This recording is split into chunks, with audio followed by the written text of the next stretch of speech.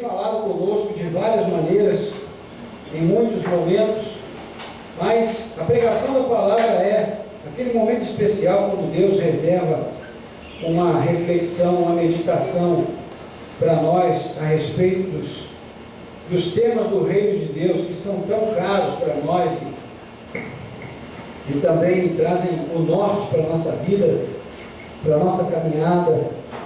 Nós cremos, nós, Igreja Cristã Nova Vida em Cabo Frio, nós cremos que Deus, através da sua palavra, Ele fala de forma efetiva, não é? A palavra de Deus, ela foi revelada a homens que receberam inspiração do alto para registrar os propósitos de Deus e a vontade de Deus.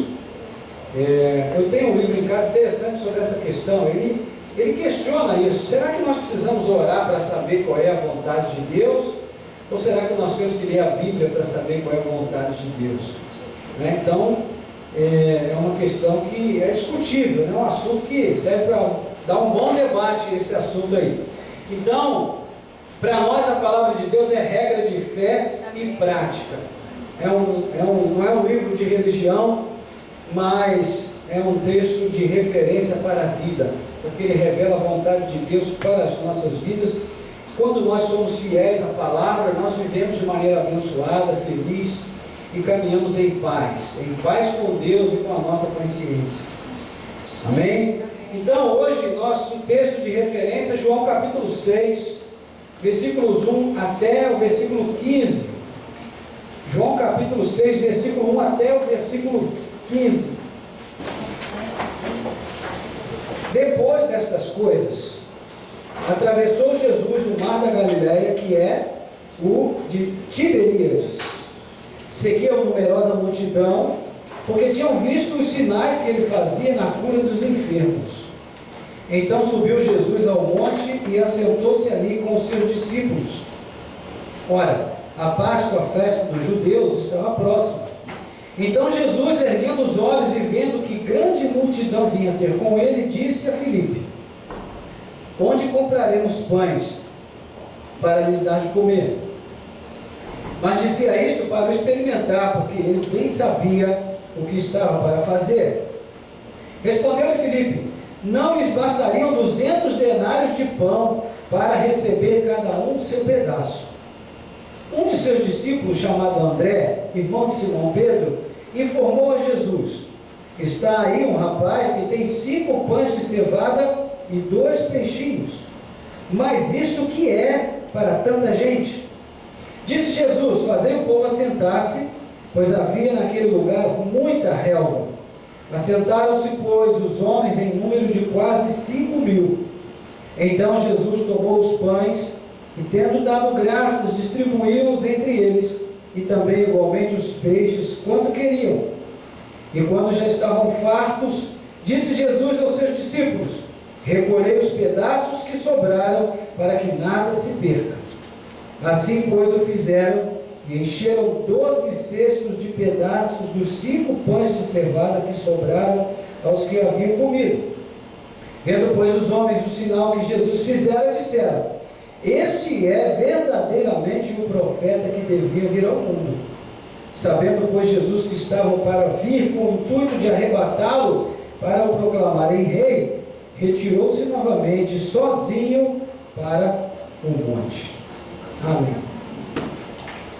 Que o Senhor abençoe a leitura da sua santa palavra. Nosso Deus e Pai, te damos graças pela leitura da tua palavra, que é viva, eficaz, é poderosa, mais penetrante que qualquer espada de 2 gumes, que envolve a alma e o coração do homem, que penetra nos recônditos mais profundos da nossa alma, e ali pode discernir as intenções do coração humano. Só o Senhor conhece a cada um de nós perfeitamente, e que nessa noite a tua palavra possa ir a este lugar profundo onde o Senhor nos conhece e falar de maneira plena, acendendo uma luz na escuridão, trazendo direção, trazendo orientação, trazendo vida, trazendo paz, trazendo esperança, trazendo fé renovadas. na tua presença. Nós oramos agradecidos em nome de Jesus. Amém. Essa é a porção bíblica que foi escolhida para a nossa meditação nessa noite. E o capítulo 6 de João começa com a expressão depois destas coisas. A que coisas João está se referindo?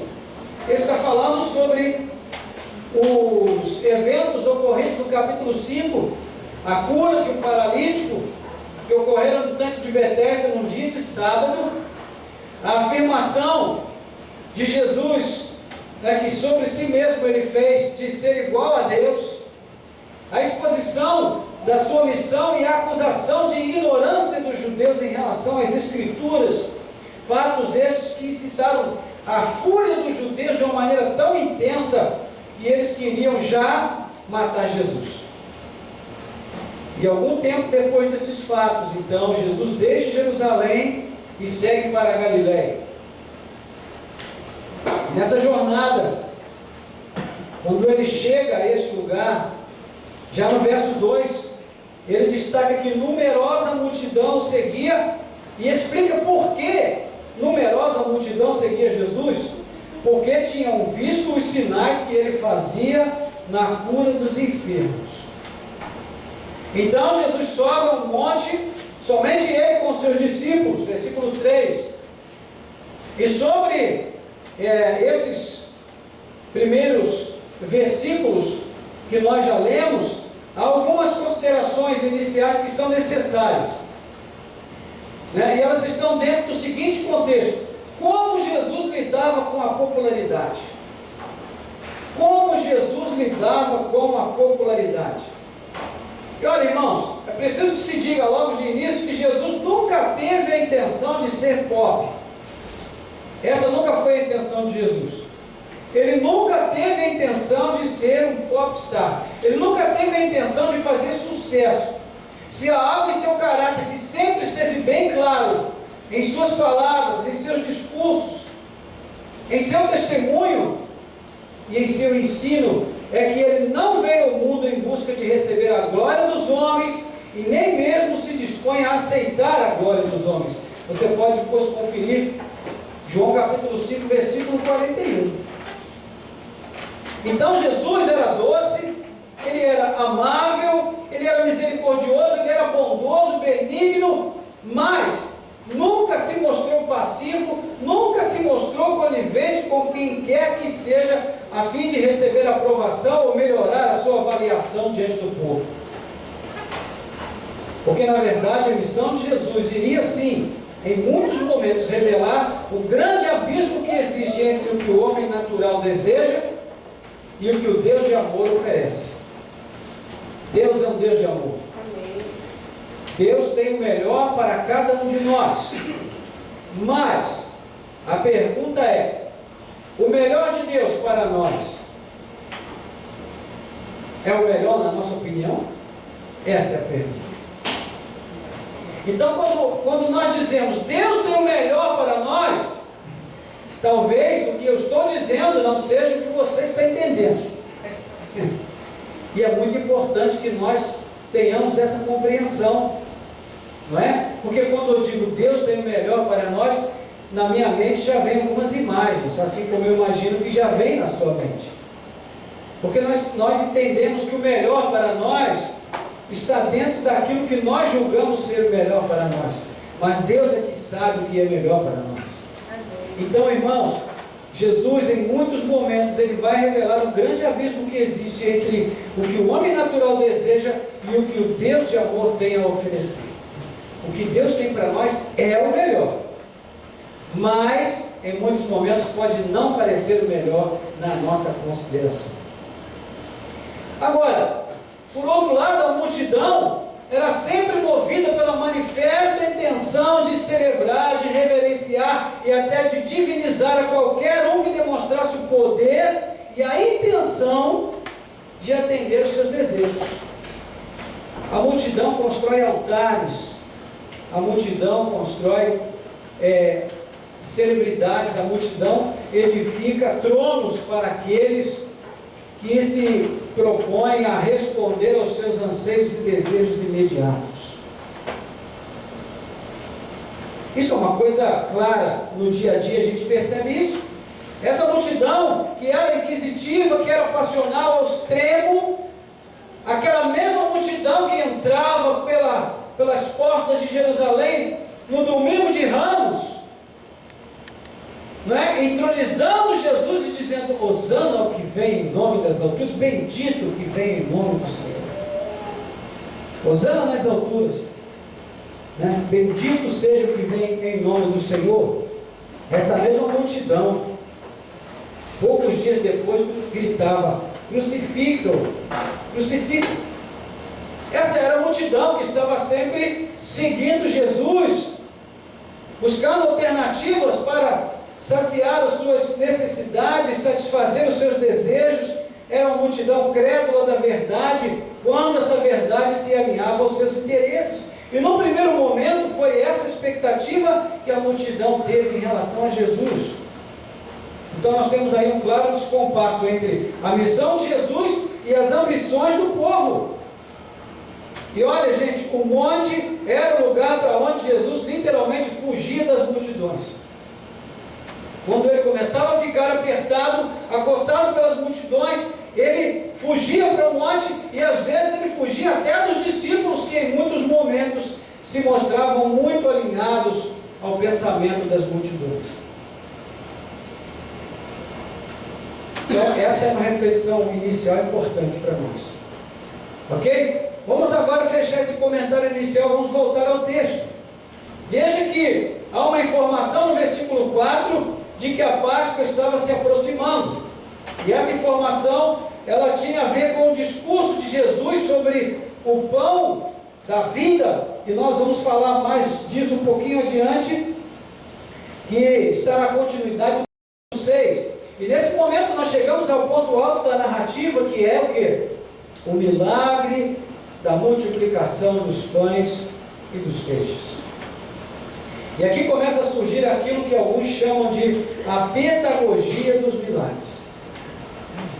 Essa é a primeira narrativa de multiplicação de pães na Bíblia Sagrada, sim ou não? Não. Já havia outra, né? Quem foi que operou um milagre como esse também? Eliseu, que também operou. É claro que numa proporção bem menor, porque afinal de contas, né? Mas foi algo extraordinário também.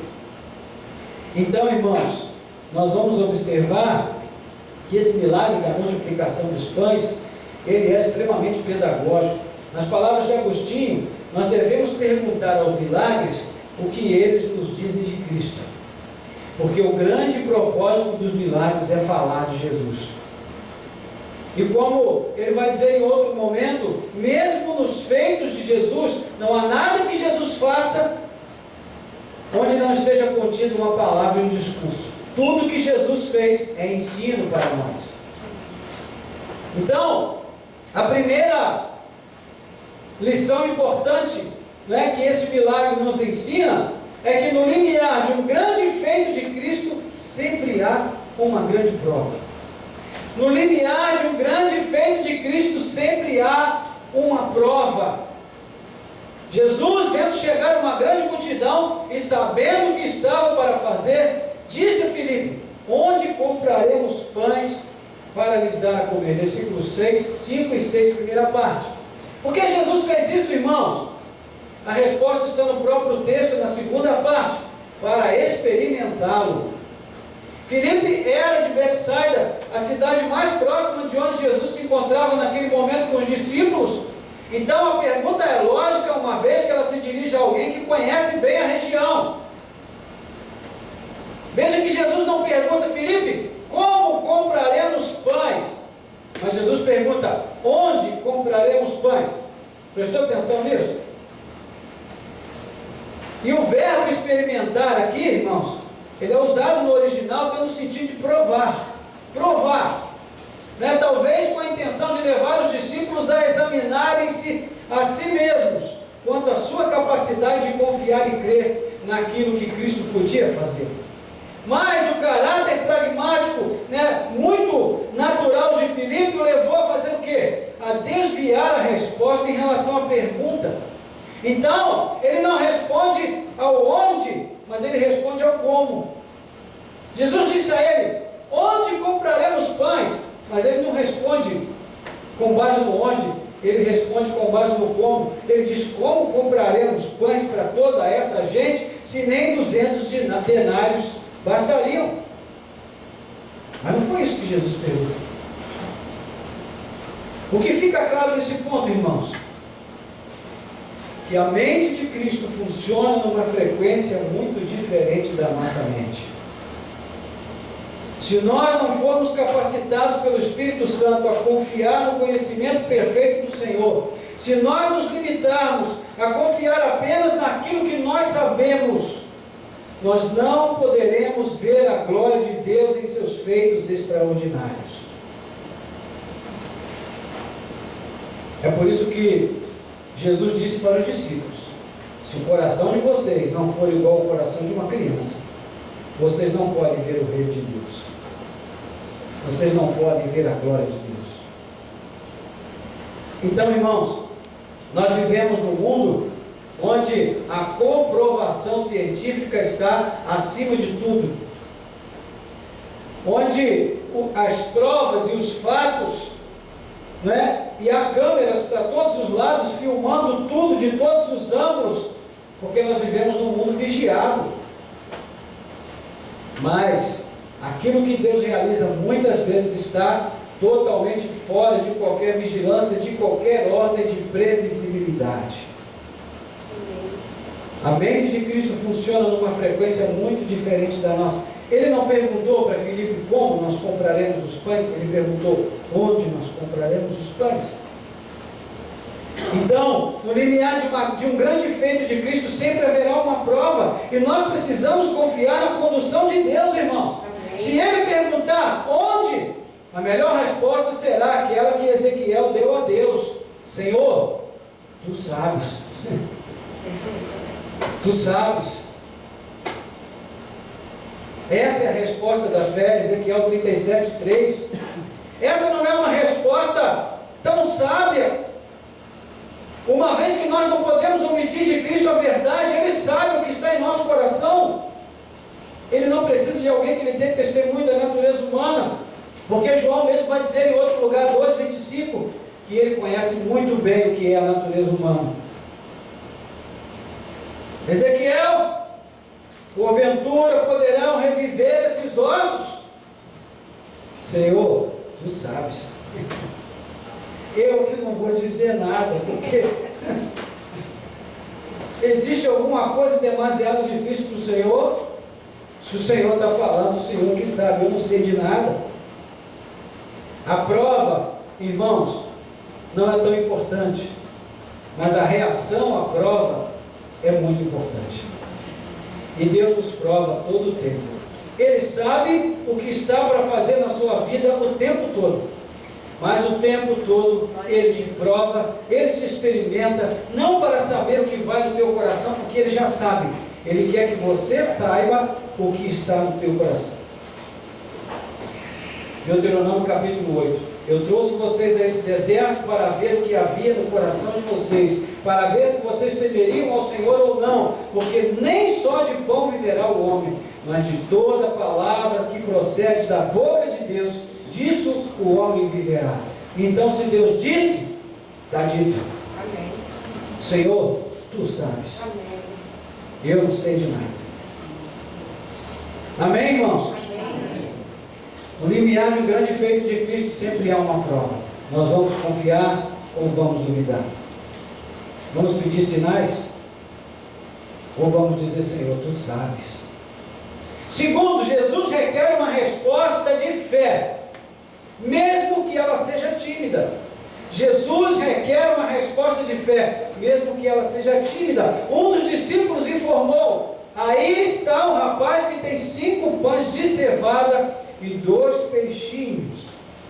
Mas isto, ele completa: o que é para tantos? É interessante aqui, porque nós temos a mostra do paradoxo da fé e da incredulidade. É importante notar, irmãos, o que nós sabemos e eles não sabiam. Eles não sabiam o que nós sabemos, não tinham a informação que nós temos. Então eles foram apanhados de surpresa por essa pergunta e reagiram instintivamente a ela. E o que eles procuravam naquele momento era reagir da melhor maneira à situação que o mestre apresentou. Agora veja que o André demonstra num primeiro momento um raiozinho de fé. Senhor, tem aí 5 pães e 2 peixes. Foi abriu uma janelinha de fé nas palavras de André. Mas o que acontece logo em seguida? Ele se rende à incredulidade. Mas o que é isso para tanta gente? O que é isso, irmãos? Esse é o nosso jeito de crer em Deus. Nós somos assim. Não é verdade? Tem dia que a gente está embrasado. Oh Jesus, aleluia. Oh Jeová, oh Pai. Aí no dia seguinte, sem maiores explicações, acordamos com os 4 pneus arriados. Não dá nem para levar para o borracheiro. E aí você fica procurando, meu Deus, o que aconteceu? Não aconteceu. O que aconteceu é que você nasceu com a natureza humana limitada, com todo mundo, igual a todo mundo. Então, irmãos, a nossa fé é essa fé que vive em paradoxo, na incredulidade. Às vezes nós cremos, às vezes nós não cremos. É por isso que não podemos servir a Deus na força do nosso braço. É por isso que deve ser Cristo em nós a esperança da glória. Porque se for nós em nós, não há nenhuma esperança. Se for você em você, não há o que esperar. É Cristo em nós a esperança da glória, porque Ele é imutável. Aleluia. Nós não. Então dependemos dEle. Precisamos dEle vivendo em nós todos os dias. Senhor, o que é isso para tantos? E veja que o pão de cevada era um tipo de pão inferior, porque a cevada era, sim, um símbolo de coisa inferior na cultura daqueles dias. Os escritores daquela época, eles tinham o hábito de usar a cevada como símbolo de coisa inferior, para falar a respeito até de pessoas. E os peixinhos poderiam ser uma espécie de peixe muito abundante no lago da Galileia, muito pequeno, mas que servia para ser consumido mesmo cru. Não se sabe ao certo se era esse o caso ou não. O que é mais importante notar é a absoluta falta de plausibilidade de qualquer solução natural para essa situação. E era isso que Jesus pretendia demonstrar. Ele não queria exibir o seu poder, não queria humilhar os seus discípulos, mas queria mostrar que o poder pertence a Deus e ao seu Cristo. E que aqueles que são chamados por Deus, aqueles que são atraídos por Deus, devem esperar somente na sua misericórdia, na sua compaixão e confiar somente no seu poder. Mesmo que a fé seja tão pequena quanto um grão de mostarda, mesmo que a fé seja uma fé tão limitada quanto um pão de cevada, e seja tão pouca quanto poucos peixinhos, mas ela deve ainda assim ser exposta diante de Deus, porque não é uma grande fé que realiza qualquer coisa, é um grande poder de Deus que realiza todas as coisas. Amém. Às vezes eu ouço pessoas dizendo que precisam de uma grande fé. Os discípulos falaram isso para Jesus: Senhor, aumenta-nos a fé. E Jesus disse para eles: filho, não precisa ter uma fé tão grande, basta ser do tamanho de um grão de mostarda. Ou seja, basta que a fé exista. Mesmo que a fé seja tão pequena, Deus é capaz de realizar, usando essa fé como um instrumento da sua vontade, do seu propósito. Por essa razão, irmão, diante das maiores adversidades, ouça bem isso, diante das maiores adversidades, quando Jesus tem o propósito de agir, Ele exige apenas o que Ele exigiu para Jairo: não temas, crê somente. Aleluia. Não temas, crê somente. Diga para o seu vizinho aí: não temas, crê somente. Então, a primeira coisa, no limiar de um grande feito de Cristo, sempre há uma prova. Segunda coisa, Jesus requer uma resposta de fé, mesmo que ela seja tímida. Terceira lição, Jesus realiza maravilhas na singeleza da gratuidade. Jesus realiza maravilhas na singeleza da gratuidade. O que Jesus fez, irmãos? Ele tomou o pão, certamente levantou como ele sempre fazia, tomou os pães, ele deu graças e distribuiu. Foi só isso que ele fez. Ele não fez mais nada além disso. Ele pegou os pães, consagrou, agradeceu e distribuiu. Esse é o único milagre registrado pelos 4 evangelhos. E todos eles enfatizam essa dinâmica de Jesus em suas orações. Nós vamos encontrar a mesma fórmula na ressurreição de Lázaro. Jesus não pediu, Pai, ressuscita Lázaro. Não. Ele só disse assim, Pai, graças te dou porque sempre me ouves. É a gratuidade. É a alegria de saber que o Pai está sempre ouvindo, que o Pai está sempre fazendo, que o Pai está sempre acolhendo, que o Pai está sempre cuidando, que o Pai está sempre presente, que o Pai está sempre ouvindo. Então, não se sente nem a necessidade de pedir, de insistir. Mas há somente um sentimento de gratidão, de gratuidade, de liberdade no coração para dizer, Pai, graças te dou porque sempre me ouves. Obrigada. Não há nada de espetacular aqui, irmãos.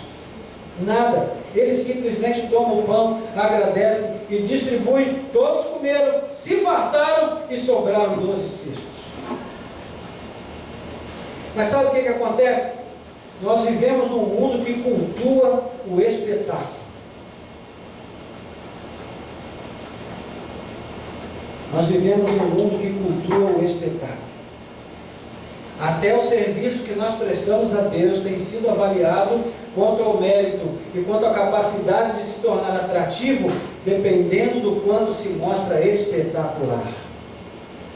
Se você fizer um culto de oração, meu amigo, e colocar uns holofotes daqueles de R$6.000 espalhados pela igreja, e chamar um cara que sua bastante, que grita, que fala, que esperneia, que pula, que faz aquela efusão dentro da igreja, o povo vem em massa.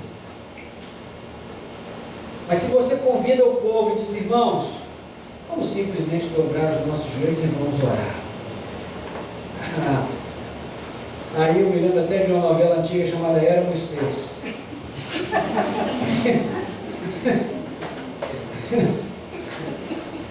É duro, mas é realidade, irmãos. O homem adora, o ser humano adora o espetáculo. Nós gostamos de fogos de artifício, aquela pirotecnia toda, mas gente, hoje de manhã nós aprendemos, nos lembramos mais uma vez que lá na caverna, Deus falou com Elias de maneira silente. Elias pensou que Deus ia vir de uma maneira cinematográfica, hollywoodiana, e Deus aparece no momento em que ele não espera, num vento, numa brisa suave, e aí Deus fala com ele. Agostinho chama a nossa atenção para isso no tocante aos milagres. Ele diz o seguinte, olha, Deus faz milagres para se tornar visível aos olhos humanos, porque sendo Ele um Deus inacessível aos olhos físicos, Ele faz os milagres para que os olhos humanos possam vê-lo por meio dos milagres. Na verdade, Ele faz milagres todos os dias e todo o tempo. Existe milagre maior do que o fato de Deus governar o universo todos os dias com perfeição? Esse milagre não é maior do que a multiplicação dos pães? Mas pelo fato de nós só valorizarmos aquilo que aos nossos olhos é inédito ou de caráter bombástico, nós não damos a Ele a glória devida por esses pequenos milagres diários tão fiéis. É um fato, não é, irmãos? Deus faz milagres o tempo todo. O tempo todo. Como aquele corinho que a gente canta, né? Deus é bom o tempo todo Deus é bom. Jesus sabia muito bem, irmãos, que tudo na criação, em todo o tempo, é um milagre. E por isso, ao realizar sinais e maravilhas, Ele não faz pedindo, e sim agradecendo. Pai, graças te dou. Graças te dou. E quando Ele compartilha, o milagre simplesmente acontece. Sem alarde. Sem faixa, sem cartazes, sem holofotes, sem luzes, sem neon, sem nenhuma apresentação especial. Talvez, se nós nos tornássemos mais propensos a entregar a Deus a glória que lhe é devida, os seus milagres diários, talvez nós poderíamos ver com mais clareza e com mais frequência as maravilhas que Cristo realiza em nossa história pessoal. Milagres. Não há um só dia, irmãos, que eu não agradeça a Deus pela vida do Davi. Davi é um milagre. Nossos filhos são um milagre. O médico sempre disse para minha esposa: você nunca vai poder engravidar. E olha que se Deus não tivesse misericórdia, lá em casa tinha uns 5 ou 6.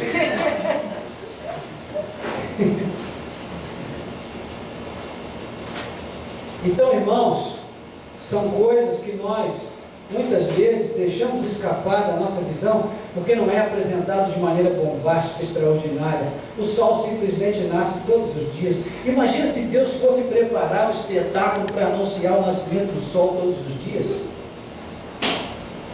Mas ele nasce todos os dias e nós somos capazes de passar um dia inteiro sem olhar para o sol. Porque nós estamos tão preocupados, tão angustiados, tão envolvidos com os nossos problemas, com a vida, com as coisas do dia a dia, que nós deixamos escapar essas maravilhas espetaculares que Deus realiza todos os dias, fielmente para nós. E para concluir, quarta e última lição: nem Cristo vivia somente de milagres. Nem Cristo vivia somente de milagres. Ele disse para os seus discípulos: recolham os pedaços para que nada se perca.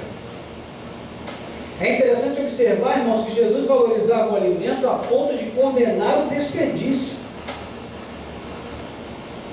Nós vivemos numa sociedade que joga comida fora o tempo todo. Nós vivemos numa sociedade que joga coisas úteis fora o tempo todo. Porque nós somos enganados pela propaganda da fartura. Nós somos uma sociedade que aprendeu a cultuar a abundância. Mas, irmãos, vira e mexe, Deus permite que haja aflições e angústias, para que nós possamos nos lembrar que tudo aquilo que Deus faz, todas as coisas maravilhosas que Deus nos dá, não podem ser jogadas fora. Elas precisam ser valorizadas. Amém, irmãos? Quantos aqui receberam dons espirituais e deixaram de exercer esse dom? Sabe o que é isso? Estão jogando fora as coisas boas que Deus nos dá.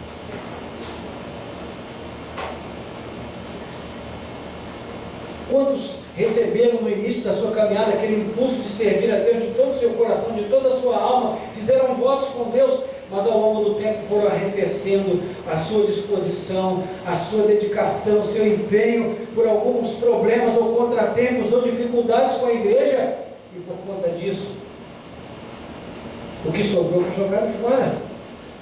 Onde estão os cestos que recolhem o que sobra, para que nada se perca? Irmãos, veja, a atitude de Jesus revela que ele não tinha intenção de multiplicar pães e peixes todos os dias. Amanhã nós vamos comer o que sobrar de hoje. Eu quero dizer uma coisa para você: Jesus não tinha problema com comida requentada. O crente moderno não come comida requentada porque ele diz: eu sou filho do rei. Pelo amor de Deus, a gente tem que crescer, né, irmãos? Amém. Nós temos que deixar esse raquitismo espiritual e avançar para uma fase adulta da fé, porque os desafios que se apresentam para nós são muito grandes. Jesus não tinha problema com comida requentada. Guarda tudo para não sobrar. Até porque a grande lição a ser aprendida aqui, irmãos, vem a seguir no discurso de Jesus. Eu sou o pão da vida. Quem de mim se alimenta nunca mais terá fome, e por mim viverá. Capítulo 6, versículos 35 a 51. Irmãos, só esse pão produz a saciedade definitiva para nós. A multidão quer um rei que lhe dê pão todo dia de graça. É por isso que o Império Romano há muito tempo cunhou a seguinte máxima: dê ao povo pão e circo, e o povo estará feliz. Mas Jesus não é esse rei. A coroa que ele se dispôs a usar era uma coroa de espinhos. A capa que ele se dispôs a usar não foi ele que comprou, foi posta nas suas costas como símbolo de escárnio pelos soldados romanos. O cetro que ele carregava nas mãos era o patíbulo que ele só iria arriar quando chegasse no Monte da Caveira. Mas eu quero dizer para você, ele é o único rei verdadeiro. Em breve chegará o tempo em que ele virá vencendo e para vencer. Ele virá com as nuvens e todo olho verá. E aquela coroa de espinhos já não estará mais sobre a sua cabeça, porque ele virá para reger esse mundo com o cetro da justiça e virá para julgar todas as coisas e passar tudo a limpo na história da humanidade. Então, precisamos desse pão, porque o pão que ele dá é a sua própria vida para nós. É esse pão que alimenta, é esse pão que sustenta, é esse pão que dá vida, é esse pão que nós comemos e nunca mais temos fome. Fome de alegria, fome de amor, fome de aceitação, fome de acolhimento, fome de significado para a vida, fome de amizade, fome de carinho. Essa fome que nós temos constantemente nos leva a buscar solução em coisas e pessoas que não podem responder. O pão que Cristo dá tem essa resposta para nós. Amém, irmãos? Nem Cristo vivia somente de milagres. Chega um determinado momento em que nós precisamos parar e refletir. Quanto eu tenho me alegrado por aquilo que Ele já tem feito na minha vida.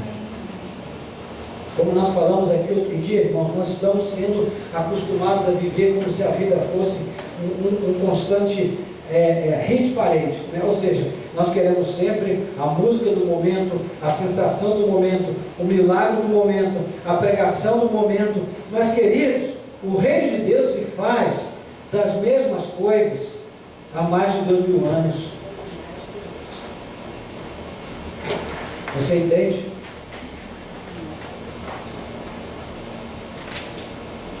Na história recente da igreja, não houve um homem como Billy Graham.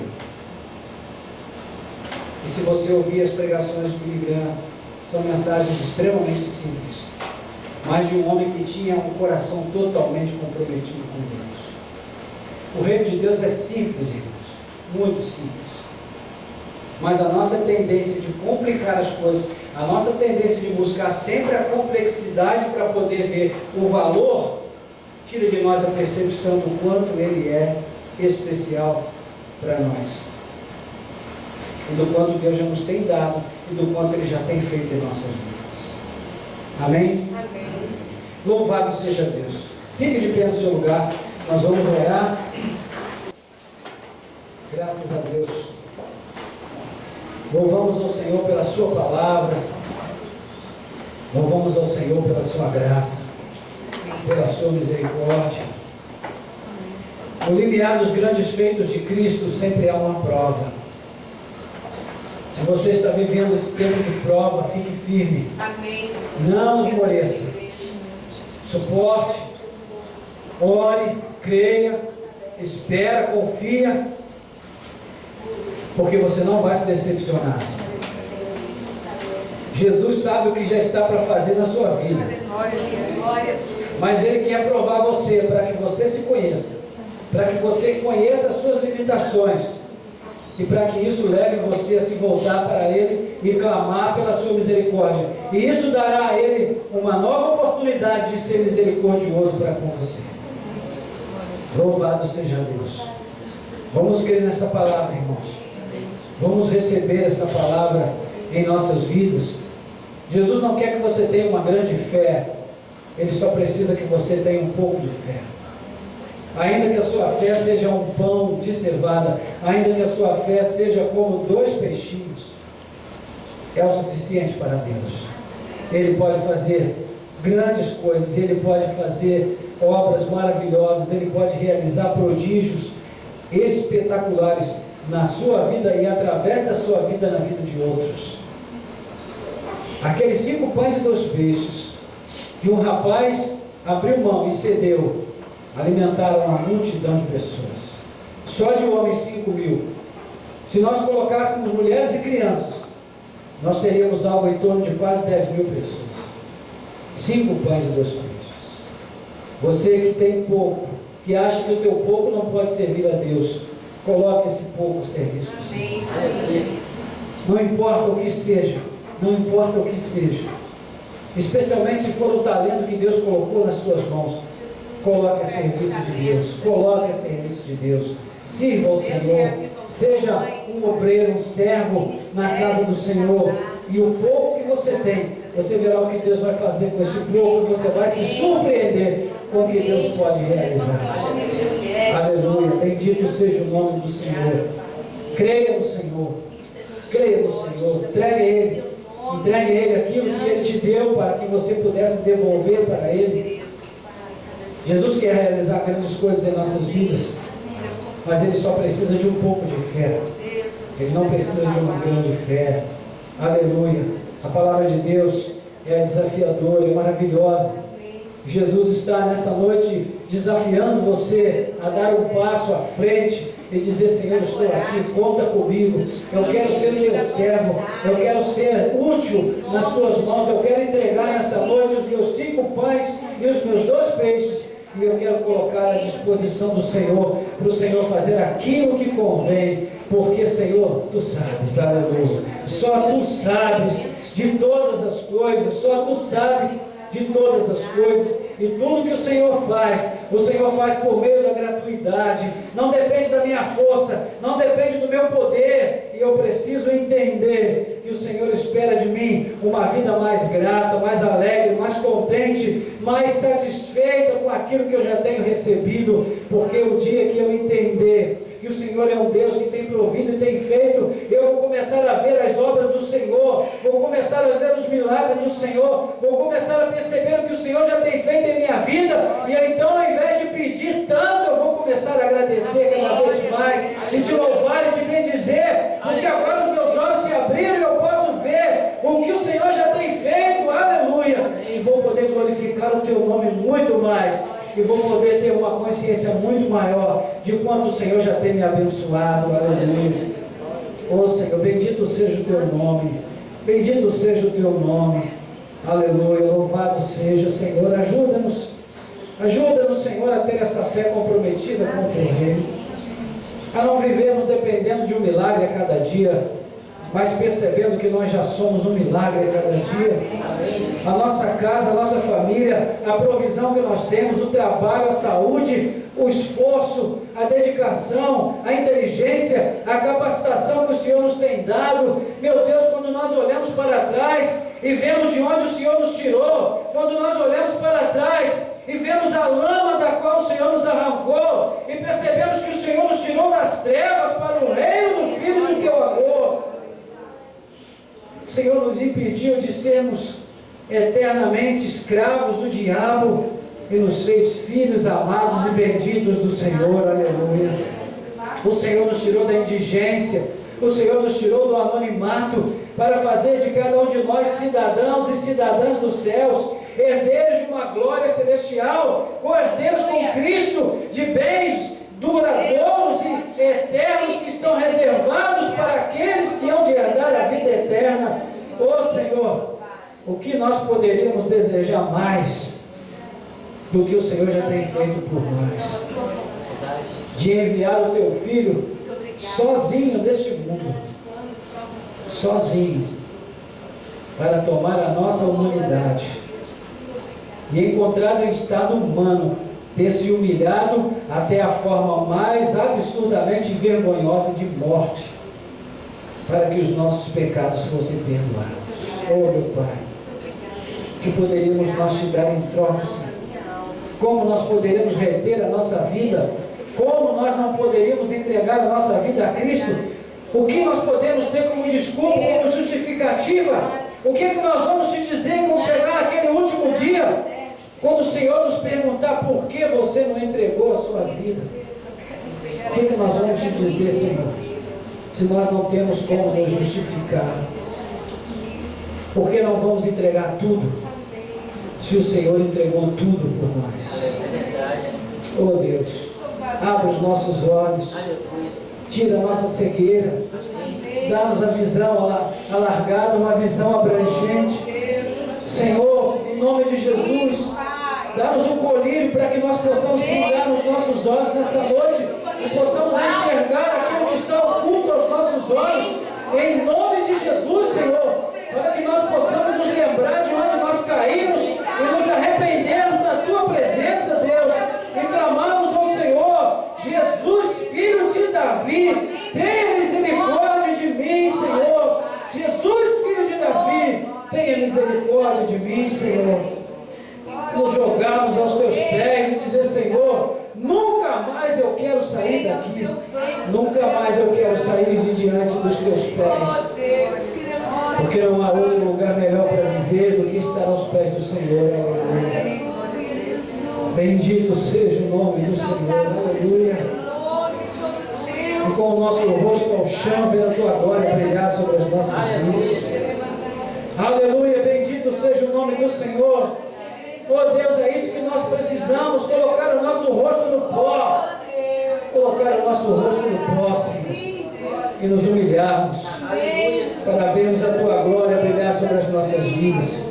Louvado seja Deus, louvado seja Deus, louvado seja Deus. Senhor, faz a obra nessa noite na vida do Teu filho, na vida da Tua filha, quebrando os corações, que haja salvação nessa casa nessa noite, Senhor.